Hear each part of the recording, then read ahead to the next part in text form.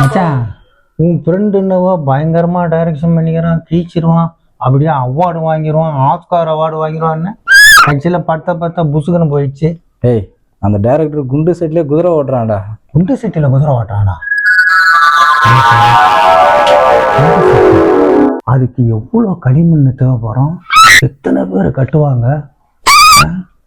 எத்தனை கான்ட்ராக்டர் கொடுத்துருப்பாங்க? அதுக்கு மண், தண்ணி, சிங்கி, ஏங்கப்பா. ஏய், என்ன கையாலே படம் வரைஞ்சினுங்கிற பைத்தியம் மாதிரி? என்ன இல்லை மச்சான், நீ சொன்னல குண்டு சட்டியில் குதிரை ஓட்டுவான்னு, அதான் அந்த சட்டியை வந்து எந்த இடத்துல போட்டு செய்வாங்க, எத்தனை பேர் வேலை பார்ப்பாங்க, சட்டி எப்படி உருவாக்கும், குதிரை உள்ள ஓடணும்ல. ஏய், அது ஒரு பழமொழிடா. குண்டு செட்ல குதிரை ஓட்டுறது ஒரு பழமொழிடா. பழமொழினா நீ அதை வந்து பேச்சுக்கு சொல்லிடலாமா? ஏன் வடை சட்டியில் வண்டி ஓட்டுறான்னு சொல்லு. ஏய், உன்னதானே அப்போ வடை செட்ல வறுக்கணும். ஆஹா, நம்மளை வடை சட்டியில் வறுத்தாலும் வறுத்துருவோம் எப்போ.